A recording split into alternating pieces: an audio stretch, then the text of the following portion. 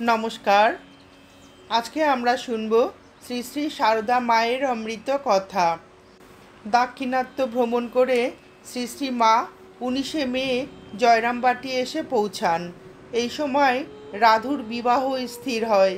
সেই সংবাদ কলকাতায় জানালে স্বামী শারদানন্দ যোগিন মা ও গোলাপ মাকে নিয়ে জয়রামবাটি উপস্থিত হন বিবাহের যাবতীয় ব্যবস্থা গ্রহণ করতে।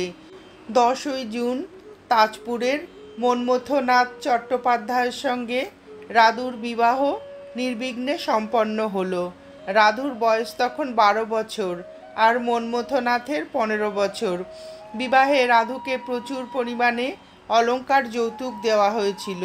পাত্রপক্ষ সুযোগ বুঝে নানা দাবি উপস্থিত করে। শ্রীমা সকল দাবি পূরণ করেন। পরদিন বর ও কন্যা পক্ষকে ভুরিভোজে আপ্যায়িত করা হলো। নিমন্ত্রিত ব্যক্তি এবং অনিমন্ত্রিত গরিব দুঃখীরাও বাদ গেল না। মা সারদা দেবী একান্তে খিড়কির দরজায় দাঁড়িয়ে গরিব দুঃখীদের সঙ্গে দেখা করে আহারাদি ঠিকমতো হয়েছে কিনা ইত্যাদি সংবাদ নেন। শ্রী মায়ের একটা বড় কালো বাক্স ছিল, সেটি তিনি রাধুকে দিয়েছিলেন। বরকন্যা বিদায়ের সময় সেই বাক্সটিও দেওয়া হয়েছিল, কিন্তু তার মধ্যে যে অতিরিক্ত 1000 টাকা ছিল সেটা শ্রীমা ভুলে গিয়েছিলেন। বরকন্যা চলে যাবার পর ঠাকুর মাকে দেখা দিয়ে বলেন, 1000 টাকা রাধুর বাক্সে দিয়ে দিলে। তখন তার খেয়াল হতে বিভূতিবাবুকে তাজপুরে পাঠালেন। তিনি গিয়ে টাকা ফেরত আনান। রাধুর বিবাহ উপলক্ষে যারা জয়রামবাটিতে উপস্থিত ছিলেন তার মধ্যে স্বামী অরূপানন্দ অন্যতম। একদিন 26শে মে 1911 মা সারদা দেবী কথা প্রসঙ্গে জনৈক সন্ন্যাসী ভক্তের সংবাদ জানতে চান। অরূপানন্দ বলেন, তার প্রাণটা তোমার জন্য কেমন ব্যাকুল হয়েছে 3-4 মাস ধরে। এই সংবাদে মা সারদা দেবী রীতিমতো বিরক্তি প্রকাশ করে বলেন, সে কি, সাধু সব মায়া কাটাবে, সাধুর মায়াতে জড়াতে নেই, কি কেবল মাতৃস্নেহ করে, মায়ের ভালোবাসা পেলুম না, ওসব কি, বেটা ছেলে সর্বক্ষণ সঙ্গে সঙ্গে ফেরা, ওসব আমি ভালোবাসি না। মানুষের আকৃতিটা তো, ভগবান তো পরের কথা, আমাকে কুলের বৌঝি নিয়ে থাকতে হয়। প্রসঙ্গ পরিবর্তন করে অরূপানন্দ প্রশ্ন করেন, বেদান্তবাদী সাধু যারা, তারা কি সব নির্বাণে যাবে? শ্রীমা বলিলেন, তা বই কি, মায়া কাটিয়ে কাটিয়ে নির্বাণ হবে, ভগবানে মিশে যাবে। বাসনা হতেই দেহ, একটু বাসনা না থাকলে দেহ থাকে না, একেবারে নির্বাসনা হলো তো সব ফুরালো। কোনো ছেলে এলো, খেলে দেলে চলে গেল। মায়া কি? হাজরা ঠাকুরকে বলেছিল, আপনি নরেন টরেন ওদের জন্য অত ভাবেন কেন? তারা আপনার মনে খাচ্ছে দাচ্ছে আছে, আপনি ভগবানের চিন্তায় মন স্থির করুন, আপনার আবার মায়া কেন? ঠাকুর তার কথা মতো সব মায়া কাটিয়ে ভগবানে মন লীন করলেন। একবার ভাবো দেখি, সেই লোকটি কী ছিলেন?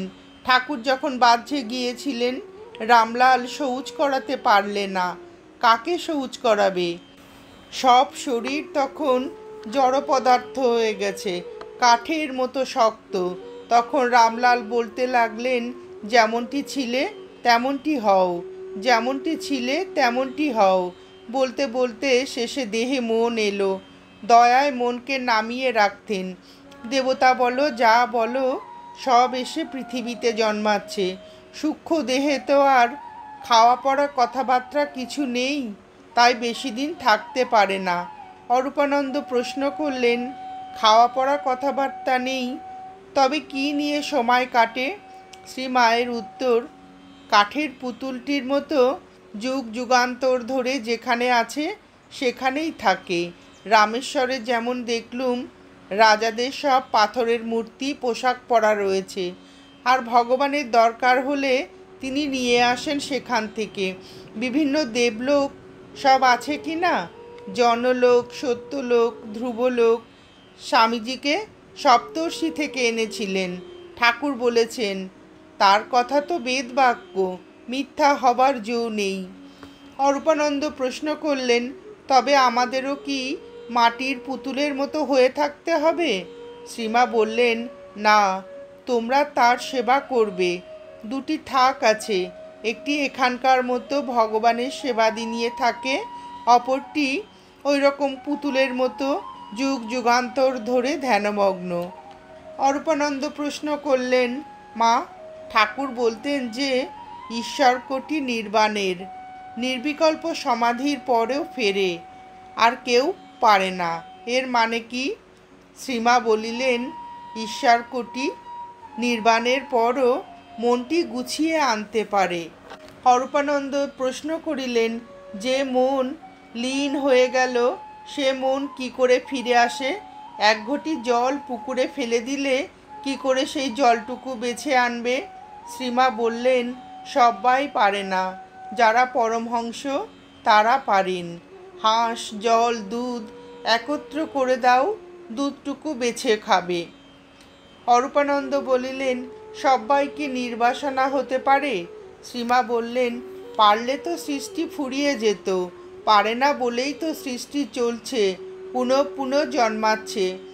অরূপানন্দ বললেন, মা, এই অনন্ত সৃষ্টিতে কোথায় কি হচ্ছে কে জানে? এই যে অসংখ্য গ্রহ নক্ষত্র, ওতে কোনো জীবের বাস আছে কি না কে বলবে? শ্রীমা বললেন, মায়ার রাজ্যে সর্বজ্ঞ হওয়া একমাত্র ঈশ্বরেরই সম্ভব।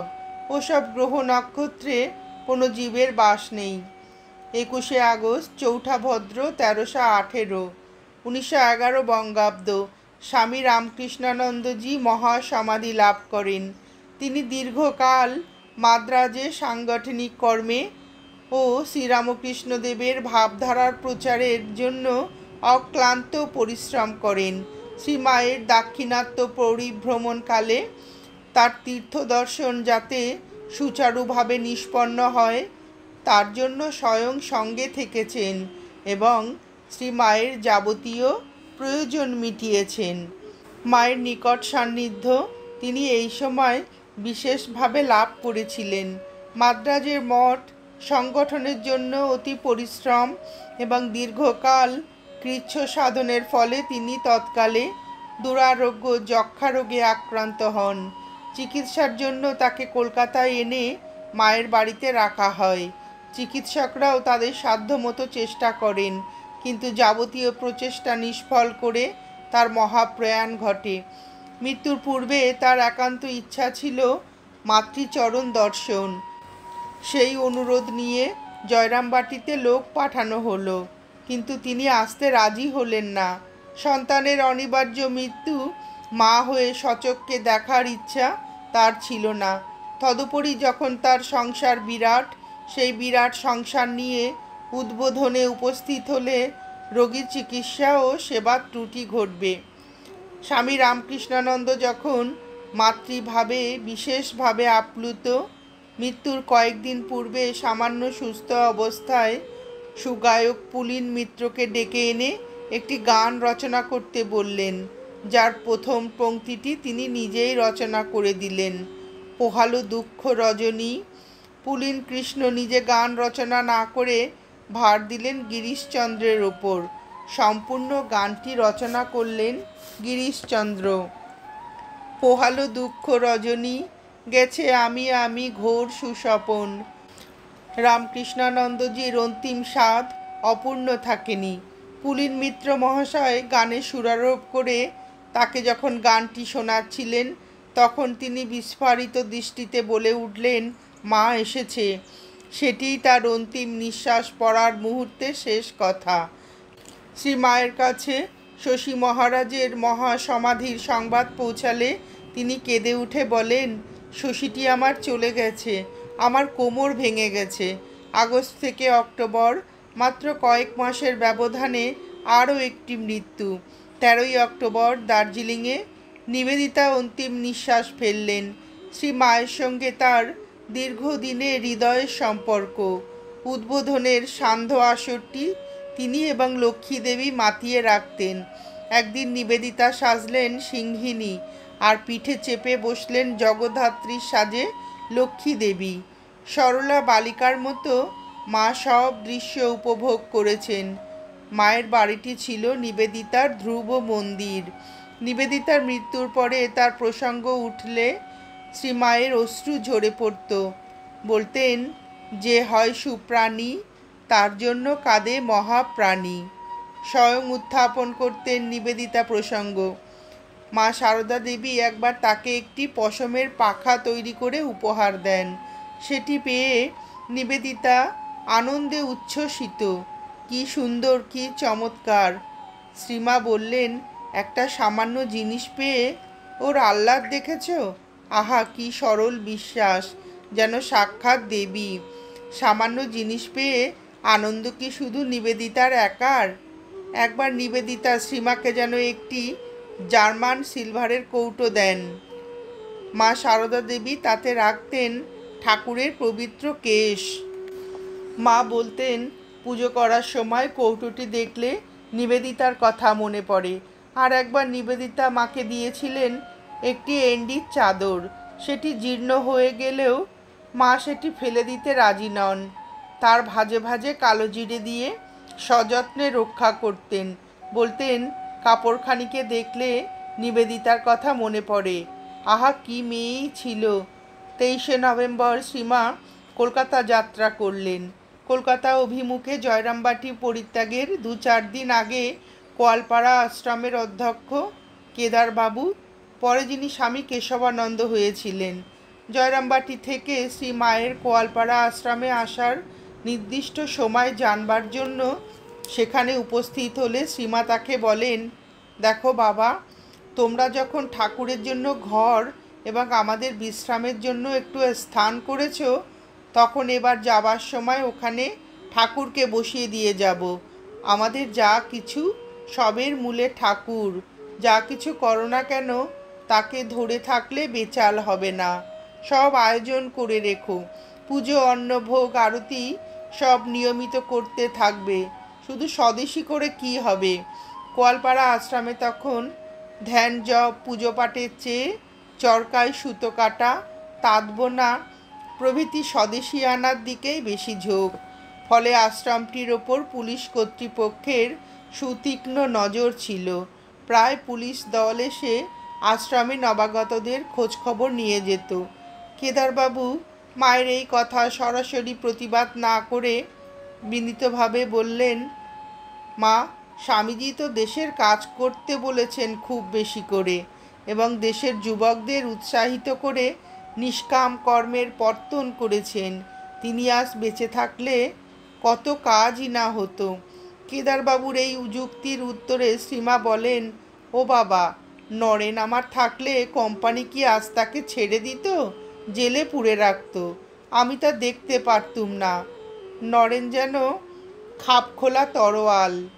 বিলেত থেকে ফিরে এসে আমাকে বললে, মা, আপনার আশীর্বাদে এ যুগে লাফিয়ে না গিয়ে তাদের তৈরি জাহাজে চড়ে সে মুল্লুকে গিয়েছি। সেখানেও দেখলুম ঠাকুরের কি মহিমা। কত সজ্জন লোক আমার কাছে ঠাকুরের কথা মন্ত্রমুগ্ধের মতো আগ্রহ সহকারে শুনেছে এবং এই ভাব নিয়েছে, তারাও তো আমার ছেলে, কি বলো? অতি প্রত্যুষে মা সারদা দেবী, রাধু, তার স্বামী মন্মথ, মাকু পালকিতে কোয়ালপাড়া যাত্রা করলেন। সুরবালা, নলিনী, ভূদেব প্রভৃতি অন্যান্য সকলে গরুর গাড়িতে। তত্ত্বাবধায়ক হিসাবে সঙ্গে গেলেন ব্রহ্মচারী প্রকাশ। সেখানে পৌঁছে শ্রীমা স্নান সেরে নিজের ও শ্রীরামকৃষ্ণদেবের ফটো পাশাপাশি রেখে পুজো করলেন। তার আদেশে হোমাদি নিষ্পন্ন করলেন কিশোরী মহারাজ। কোয়ালপাড়ায় প্রতিষ্ঠিত হল রামকৃষ্ণ মন্দির। মধ্যাহ্ন ভোজনের পূর্বে শ্রীমা ও লক্ষ্মীদেবী ও নলিনী কেদারবাবুর বাড়ি গেলেন পায়ে হেঁটে। এই সংবাদ প্রকাশ মহারাজের কানে পৌঁছতেই তিনি বিরক্তর সঙ্গে সকলকে ভৎসনা শুরু করলেন। তোমরা মায়ের মর্যাদা কিছুই জানো না? আমাকে না বলে তাকে হাঁটিয়ে নিয়ে গেলে কেন? যাই হোক, ফেরার সময় তাকে পালকি করে নিয়ে এসো। তারপর নিজেই পালকি বেয়ারা জোগাড় করে রওনা হলেন কেদারবাবুর বাড়ির দিকে। পথের মাঝখানেই দেখা পেলেন শ্রী মায়ের। তিনি তখন ফিরে আসছেন। প্রকাশ মহারাজকে দেখে আর তার উদ্যোগের কথা শুনে বিরক্ত শ্রীমা বললেন, এ আমার পাড়াগা, কোয়ালপাড়া হলো আমাদের বৈঠকখানা। এইসব ছেলেরা, মানে কোয়ালপাড়ার এইসব ছেলেরা আমার আপনার লোক। আমি এদেশে এসে একটু স্বাধীনভাবে চলবো ফিরবো। কলকাতা থেকে এসে হাঁপ ছেড়ে বেঁচেছি। তোমরা তো সেখানে আমায় খাঁচার ভেতর পুরে রাখো। আমাকে সর্বদা সংকুচিত হয়ে থাকতে হয়। এখানে যদি তোমাদের কথা মতো পাটি বাড়াতে হয় তা আমি পারবো না। শরৎকে লিখে দাও। অপ্রতিভ প্রকাশ মহারাজ শেষ পর্যন্ত ক্ষমা চেয়ে নিষ্কৃতি পেলেন। শ্রীমা এবং অন্যান্য সকলে পদব্রজেই আশ্রমে ফিরলেন। সন্ধে 6টার আগেই যাত্রা শুরু করতে হবে। পথের জন্য খাবারের ব্যবস্থা তার আগেই শেষ করতে হবে। তার জন্য সকলে শশব্যস্ত, কিন্তু চেষ্টা করেও সেটা সম্ভব হলো না।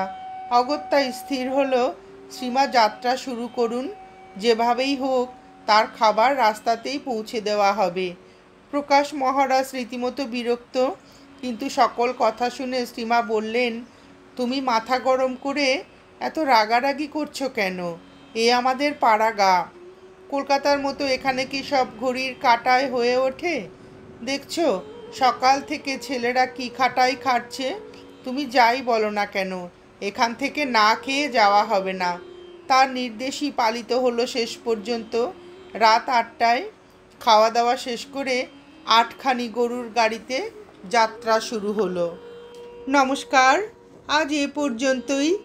শ্রী শ্রী সারদা মায়ের এই অমূল্য মধুর অমৃত কথা শুনে আপনাদের ভিডিওটি কেমন লাগলো জানাবেন। শ্রী শ্রী মা এবং শ্রী শ্রী ঠাকুরের অফুরন্ত আশীর্বাদ আপনাদের সকলের মাথার উপর অঝোর ধারায় বর্ষিত হোক, এই প্রার্থনা করে ভিডিওটি শেষ করছি।